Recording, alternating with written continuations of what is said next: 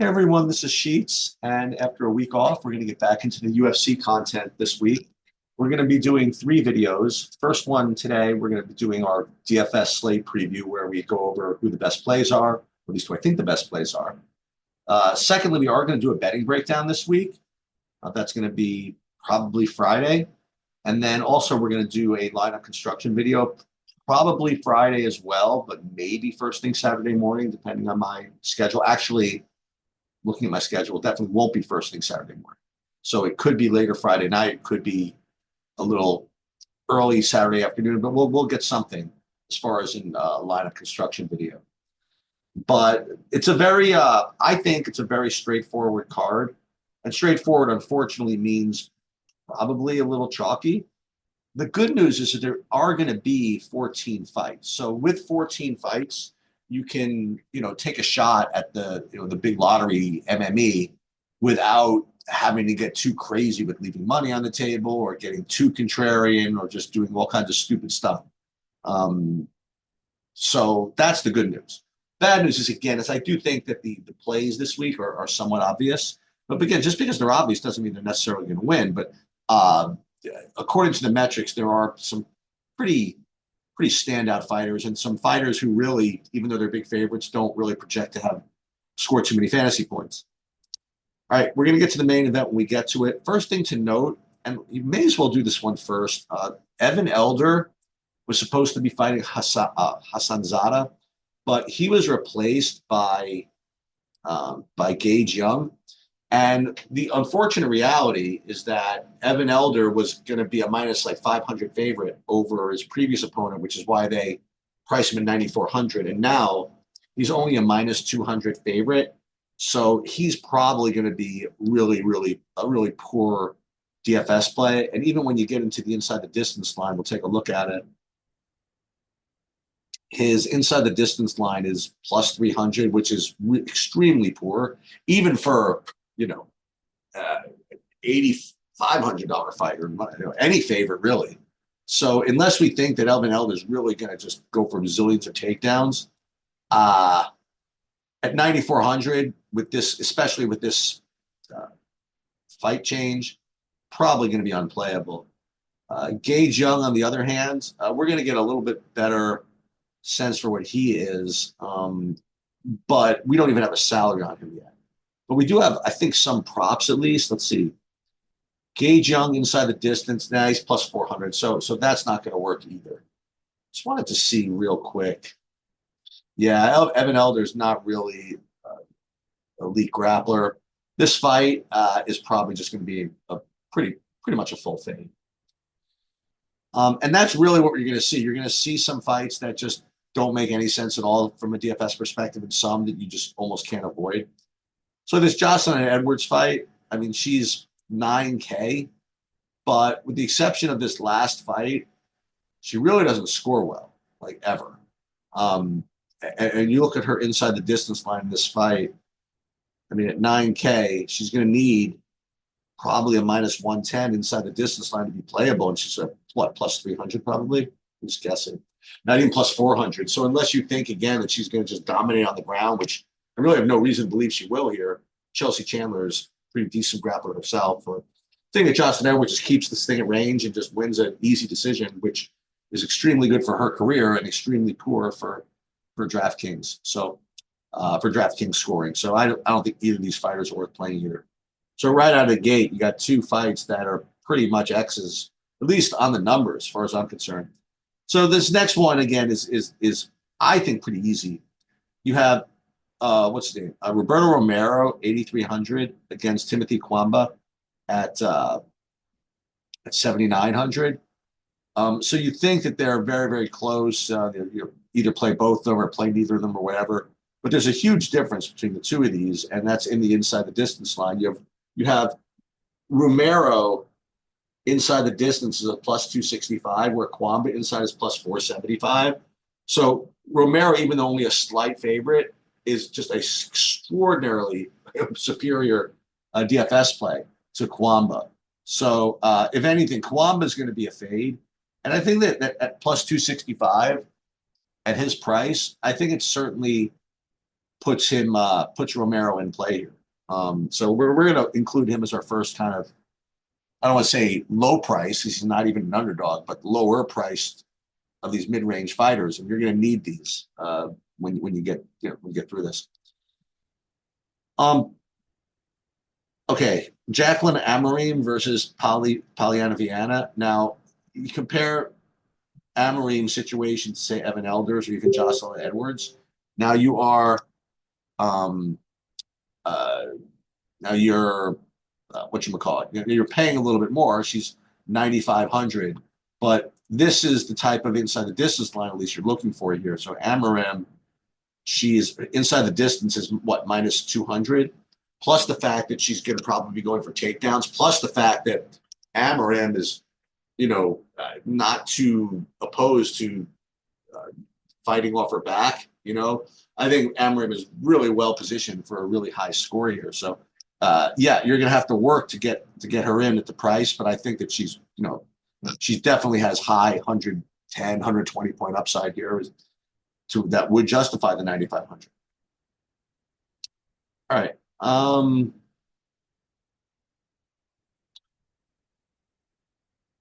Malcolm Wellmaker versus Cameron Saman.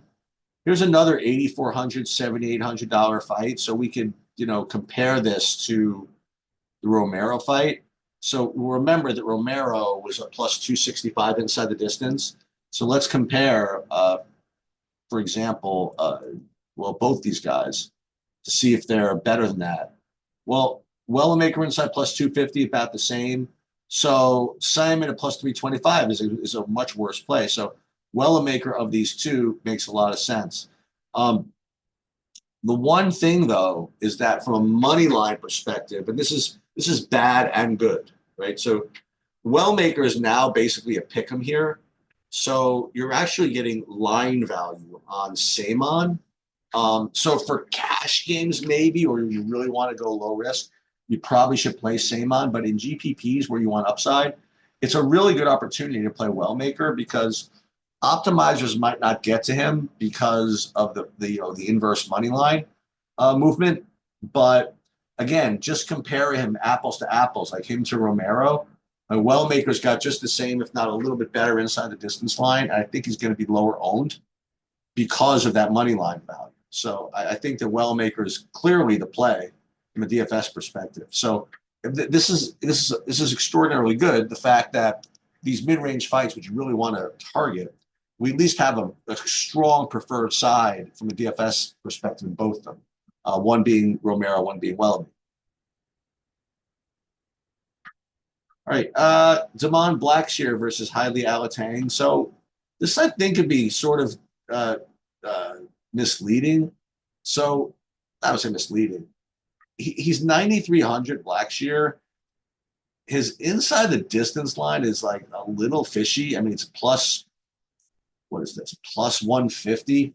I mean, compare that to Amory. It was like minus 200. You're talking about a difference of what, $200 in price, but the metrics are just so overwhelmingly in favor of Amorim that if you're going to play Blackshear, it's really going to be just for ownership reasons only, I guess, because I can't imagine people will play Blackshear to the same degree as Amorim, except for the fact that maybe there's perception that women's fighters are not as aggressive, that you'd rather play the male fighter. But Blackshear, I mean, he's fine, but he had 101 in a win. How good is that at 9,200? This one 115, 114. These are fine. And here Gibson, second round sub, 93. That's not going to do it. I mean, the thing is, he doesn't really pile on the strikes here. He did against Lacerda, but Lacerda is that guy. He's going to give up a lot of that stuff. So I think Blackshear is going to win. But as far as upside goes, I think he's definitely second tier with respect to to DFS. And Alatang, again, he just doesn't win often enough to to justify playing. All right, Chris Gutierrez versus John Castaneda. So this is one that's really going to test me because on the one hand, I always like to give the mid range a little bit of a boost, just because they just make the rest of your lineups work, especially when you're seeing the slate which doesn't have too many great long shots. However, this fight just rates to be such a freaking snooze fest. I mean, we'll look at the inside the distance lines here. I mean, it's minus 300 to go the distance. And then you have these inside the distance like Castaneda plus 365. Gutierrez plus 600. I mean, there's no reason to play Gutierrez in a single lineup, honestly. And even Castaneda, I mean, the only way you could justify this is if you think he's going to get these takedowns. And that's, I guess that's something you have to consider, like either of these two wins, 85, 90, I mean, just kind of might be good enough. So in this situation, again, we have a mid-range fight where which side you're going to take. And that makes this card, from a DFS perspective, on the one hand, easy, but on the other hand, probably pretty chalky. Because, again, of these mid-range fights, Romero and Castaneda for sure. Wellmaker's not going to look as good because of his money line value. But I definitely think that of those three mid-range fights, we know exactly where we want to go.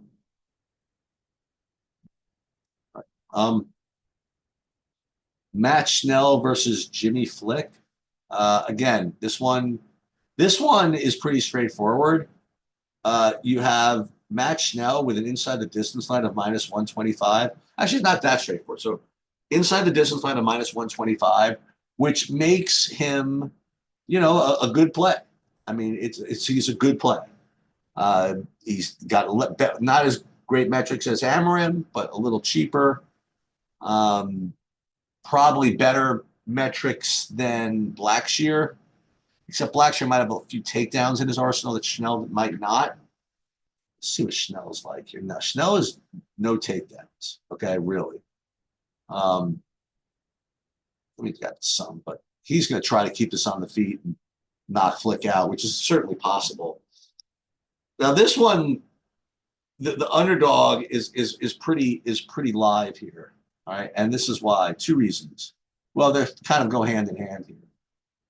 I mean, he's only a plus 200 underdog, so there's line value for openers. And the other thing is that his win condition is pretty good with respect to scoring, because he's probably going to get a finish if he wins, probably some kind of sub. And if you look even at his inside the distance line, Flick inside at plus 250 or so, for his price, that's an extremely strong metric.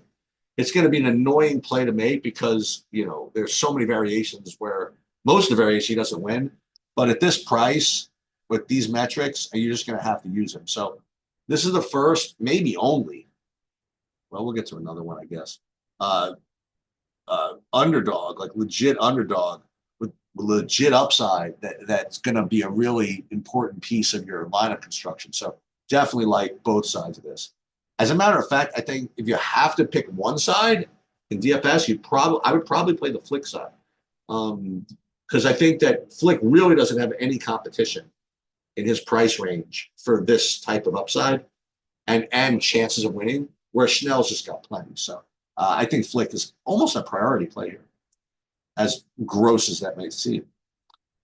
All right, so this Ikram Aliskerov versus Andre Muniz. So this to me, again, I don't want to get into this too much, like my opinions, but this is ridiculous.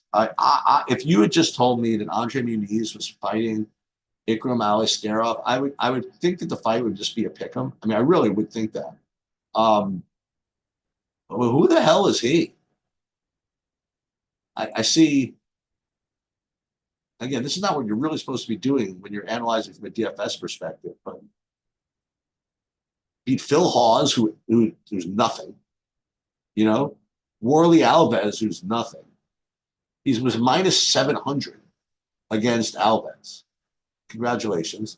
Then he got dusted by Whitaker. Those are his UFC results, and his results in the undercards or whatever. We'll throw out the Chimaev fight, but I mean, took him 3 rounds to get rid of this guy. 3 rounds to get rid of Tululian, who's not great. 2 rounds to get rid of this guy. Then had to go to a decision to Nashan Burel. I mean, I don't know about this. I really don't know about this at all. I think I might just insert my opinion here and just take some shots on Muniz. You know, he broke Jacare Souza's arm in 2 seconds. Then he was completely in a crash course to a big time career. He came in and think about this. He fought Brandon Allen and he's a minus 200. Brandon Allen is fighting for titles now. And you had Brandon Allen and he was a minus 200 favorite. Now, it turns out he wasn't as good. He got beat pretty bad. But nonetheless. And then against Paul Craig, he came in a minus 200 favorite and he lost there too. Came back and he fought a pretty tough customer in Jun Young Park, Iron Turtle. He beat him as now an underdog. I don't get this at all. Now again, according to the metrics, it's like a little ridiculous, and Ilya Askarov is like kind of a lock here. When you look at this, and it says it's inside the distance line is what, minus 300 or something, minus 450. How is that possible? I don't know, but I mean, if you believe this inside the distance line, 9,700. I don't know, but I just really don't know about any of this, honestly. Do you see this variation where he knocks him out and knocks him down and gets these points? I really don't. So I guess I'm going to violate all principles of DFS and just insert my own opinion here. I think Aliskerov loses. I do. At the very best, it's a 3-round battle. I don't think that he pays this 9,700 off ever. So I'm not going to play him certainly in big buy-ins. It's possible. It's possible I get to him in GPPs just because. I mean, he's going to be, I imagine. Actually, I was going to be imagining he'd be much lower owned than Amarin, but maybe not. When you get that minus 450 inside the distance line, that's pretty big. So maybe that people play him.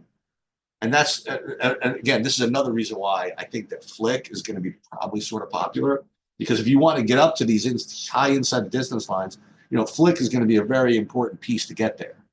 Okay, so maybe Flick is going to be too chalky, but you see what happens, right? If you want to play these 97, 95s, you got to get your value somewhere.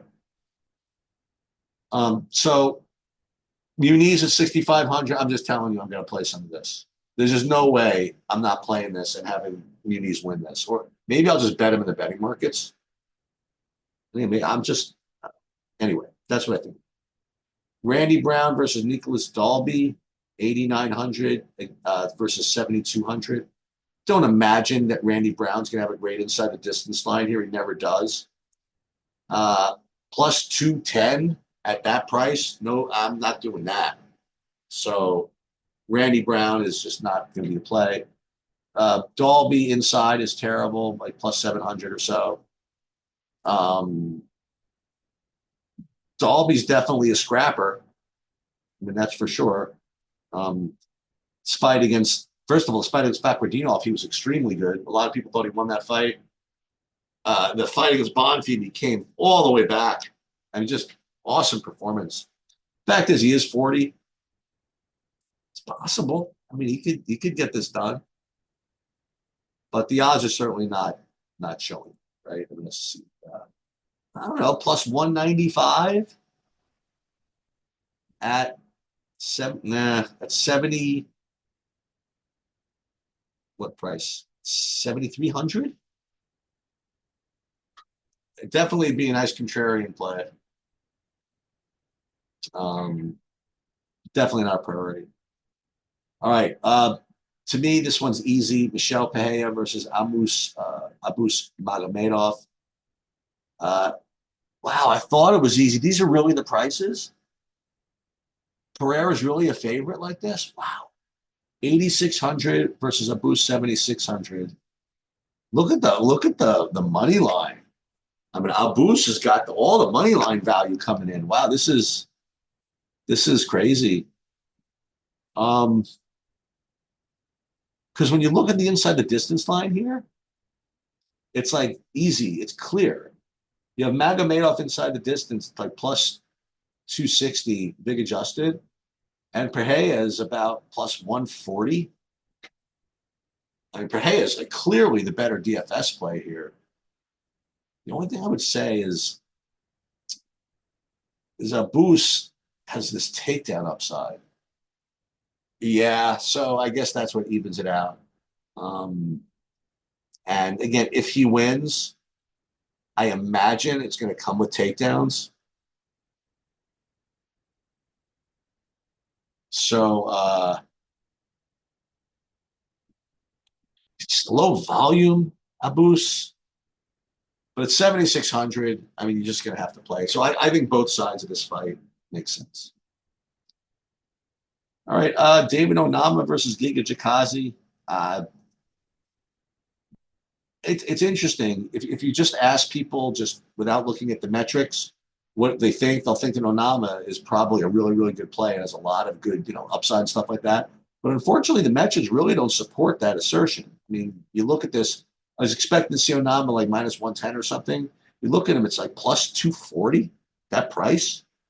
So if you believe in the metrics here and you believe in the money lines, you just can't, the betting market, you just can't do it. So Onama to me is just really just not a play here, according to the metrics. Although I can't imagine why he wouldn't be. He seems always very aggressive to me. Um, so maybe this is a good contrarian play. Like if in fact the ownership is driven by these prop markets, then maybe Onama has some upside over that. And then Ninja Yang versus Anthony Smith. I mean, this is, I want to say free square, but you have Zhang, what's him inside the distance? Minus 330. What's he, 9,600, I imagine? Yeah. So all these top dogs are, really good plays. Min Yang, let's just sort by salary here. Even Ali Askarov with his metrics, and let's call it, it's a good play. Amram's a good play. So Elder and Blackshear and Schnell, I think these are very low tier. And Jocelyn Edwards almost unplayable as far as I'm concerned. Randy Brown even. Onama, again, what's good? Man, I might upgrade Onama just a little bit. But Min Yang is another one. And Anthony Smith, he just, to me, just doesn't look like he wins often enough, right? Well, I shouldn't say that. So he's plus 400, which means he wins the what, 20% of the time? What do his wins look like? I guess it's not going to matter. I think you actually can use some Anthony Smith here. Certainly not a priority. And then the main event, I mean, unfortunately or fortunately, I think this fight's a tough one to fade. I mean, you have Carlos Prates on the one hand. I mean, I think that an overwhelming percentage of his wins are going to come by KO. Now, what's he going to be? Probably plus 200. So he plus 200 inside the distance. Not even plus 150. I mean, like at his price, he's like, you're forced to play him.